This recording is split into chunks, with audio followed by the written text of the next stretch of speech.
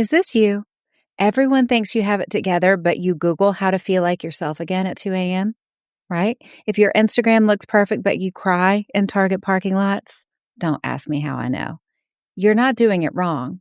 You're just living a life that maybe was never designed for you.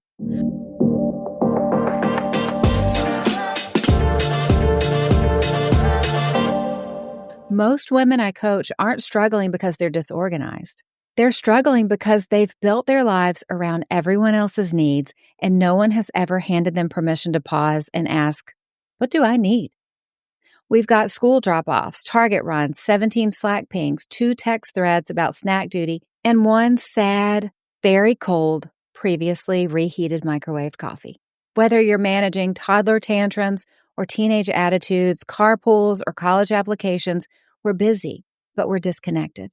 We're productive, but we're not peaceful. We're exhausted, and we're wondering, is this just what life is now, right?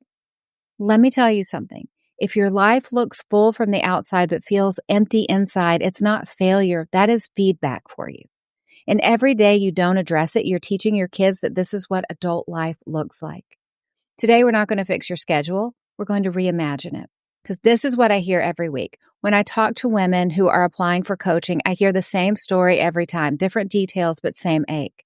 I don't know how I got here. I used to be creative.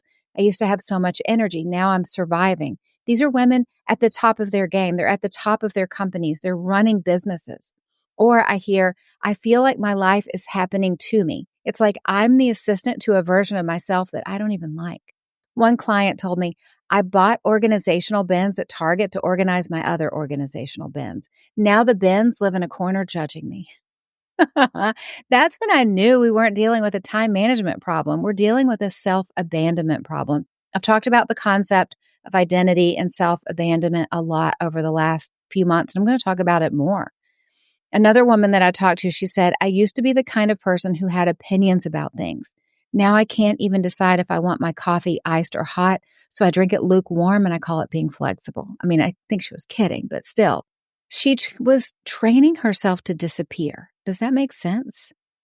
And when we dig in, it's not that these women aren't capable. It's that they've been too busy reacting to design anything. And so their life is built like a game of Jenga. It's precarious, it's overwhelming, and it's one emotional sneeze away from falling down. And I get it. I've been there. That's why I'm talking about it. I've had seasons where I've looked at my calendar and thought, who planned this? Only to realize, sadly, it was me. I just did it in a moment of panic or people pleasing or survival. It is the system you didn't know you built. It's the system I didn't know I built. We love to say it's a busy season. But what if our busy season has lasted 3+ years? It's not a season. It's a system. And you know what that system really is. It's self-abandonment with a color-coded calendar. We've abandoned our needs so gradually we don't even remember what they are. We know everyone else's soccer schedule or dairy restrictions or emotional triggers, but we can't name the last time we felt genuinely excited about our own day. That is a huge red flag. A system built from saying yes too quickly or guilt parenting or guilt working or constant reactivity and zero margin will kill us.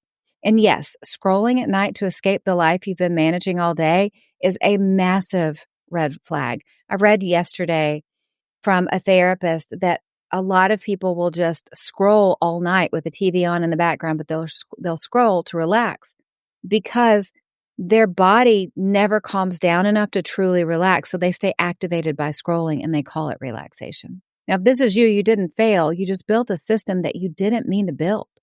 You're living by default, and I want to help you live by design.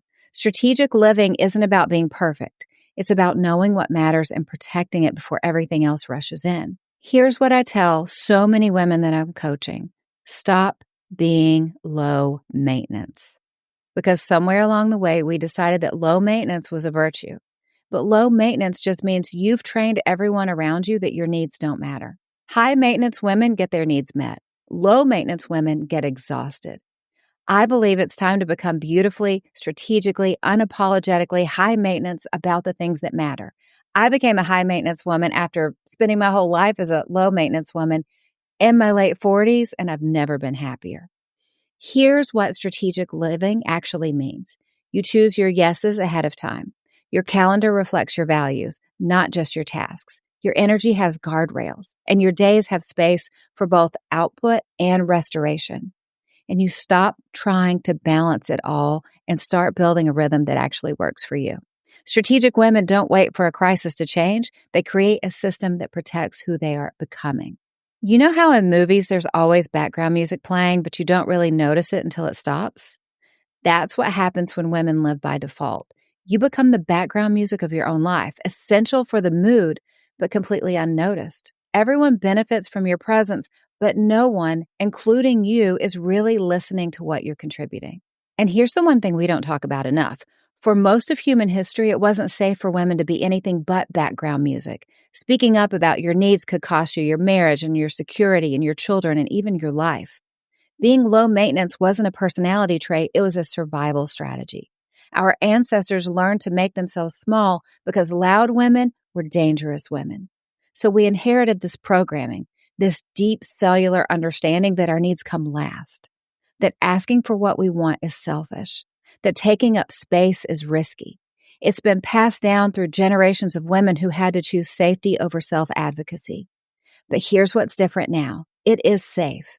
You can advocate for yourself without losing everything. You can step out of the background music role without the whole production falling apart. In fact, your family, your work, your community, they're all waiting for the main soundtrack of your life to finally play. The woman you're becoming doesn't need to whisper her dreams or apologize for her needs. Strategic living means stepping out from the background and becoming the main soundtrack of your own story. And when you do that, you give every other woman in your orbit permission to turn up her volume too. So let's talk about the real pressure that gets whispered, but rarely solved. What do you do when your time belongs to everyone but you? This is where so many women feel stuck, whether you're managing nap schedules or curfews, or driving to soccer practice or staying up late helping with college applications. Maybe you're caring for aging parents or being the family's emotional headquarters. We're all the family's emotional headquarters, amen? How do you redesign your life when so much of your energy goes to caring for other people? Here's what I tell my clients. You don't need more hours. You need better boundaries. I know it's harsh, but stay with me. Sometimes that means creative scheduling. Sometimes it's teaching your teenagers that your bedroom door being closed actually means something. Sometimes it's redefining what being available looks like in your current season. But here's the truth. You can't lead your life well when every moment is borrowed. This is one of those things that we're going to work on in the Catalyst Mastermind next year, how to reclaim agency without abandoning your role as a caretaker. Because as women, we are caretakers. I love my role as a caretaker. It is holy work. And I want to balance that without abandoning myself in the process. So we're going to work on how to build support systems that actually work for your real life. Because no transformation happens in a vacuum, and you don't have to do this alone. Here's what I want you to hear loud and clear today. You are not who you were 12 months ago, and you won't be the same 12 months from now. God is constantly recreating you. Not once, not twice, but daily. 2 Corinthians 4:16 says, though outwardly we are wasting away, inwardly we are being renewed day by day. Renewed. That means change is part of your design. The inputs that you allow, your community, your conversations, your thoughts, that will shape who you're becoming. You're not just making decisions, you're shaping your next self. That is the power of intentionality, and that is the heartbeat of the Catalyst Mastermind that we're going to do next year. So I want to give you 3 powerful actions that I want you to take right now, because you don't have to wait for Catalyst to begin if you're joining, and I hope you're applying to join. Here's what you can do today to start moving from default to design. First step, I want you to name one energy leak. What is one thing that you keep saying yes to that drains you every time? I want you to say it out loud. Write it down. Let that be the first domino that falls. Step 2, I want you to make space for 30 minutes of vision. Seriously, I want you to block 30 minutes this week to journal, to walk, to make a voice note, and ask yourself, what would a life that actually works for me look like? And step 3, final step, I want you to protect one piece of your day.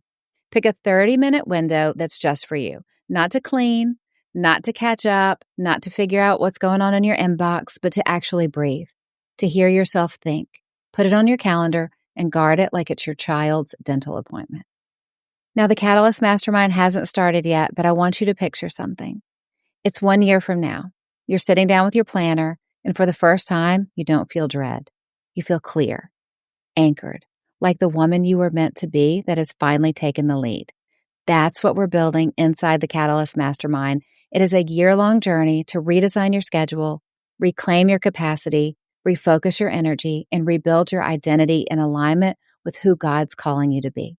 We'll go deep on rhythms that restore, not deplete, systems that support your real life, and bold leadership that flows from clarity and not chaos.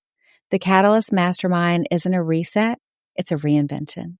And here's the thing, applications are open right now for the 2026 Mastermind, and I'm offering a special founder's rate for this inaugural class of Catalyst members, but only for a limited time. You can use the link below or go to catalystmastermind.org to apply now. Now, this week, I want you to make one brave choice that supports the woman you're becoming. Just one. Say no to something draining. Say yes to something healing. Because here's what I believe with all of my heart. Small, faithful steps lead to lasting transformation. God isn't waiting on your perfection. He is partnering with you on the process. Let's build a life that works for the next version of you, not the one that's just surviving today. Okay, recommendations. Here is, if you're watching on YouTube, my favorite moisturizer. I've used all the moisturizers. I've used everything from Clinique to Nivea. Now, I did tell you about my love of glycerin and water a few months ago. I'm still using glycerin and water because it pulls moisture into the skin. I found this recommendation this is a Korean product, K-beauty product. It's Aestura, Estura. It's the ATO Barrier 365. It's a barrier cream. It has ceramides. It has lipids. It is absolutely delightful. I didn't used to need moisturizer all the time. I think I told you when I did the skincare episode last year that I would basically just use Aquaphor on my face at night before I go to bed after I use tretinoin. But I've added this skin barrier because it really moisturizes the skin and it doesn't sting. If you have sensitive skin at all, this is what you want. This is what I was searching for, how I found this brand, because I think all over the internet, people say to use CeraVe products because they're super sensitive and healing. They do not work for my skin. If I put on the CeraVe moisturizing lotion, it makes my whole face turn red and burn. But this stuff, this is amazing. We will link it for sure. It melts into my skin. It makes my skin look fantastic. So if your skin is the least bit sensitive, if you want to strengthen your skin's moisture barrier, this is it. And now, before we wrap up, let me just say I'm so grateful we get to spend this time together. Every week you're showing up for your growth and your faith and your future. And that matters, not just for you, but everyone around you. I talked about it earlier in this podcast that when we don't take care of ourselves, we train younger generations that this is what adulthood looks like. And we don't want to pass on that legacy. So thank you for working on yourself. Thank you for always leaning into what God has for you to make sure that you are living in a life in alignment with what God has for you, that you're not living out some sort of false identity that's been put upon you by the world or that you've collected through the years. It is important that we don't abandon ourselves. God has great work for each of us to do, and we need to take care of ourselves so we can do it. Amen? So keep stepping up, keep showing up and loving well, because you know the truth. You can't break a woman who gets her strength from God. I hope you have a great day, and I'll be back with you again soon. Strategically, unapologetic. And when you do that, you give every other woman in your orbit permission to, I said orbit wrong.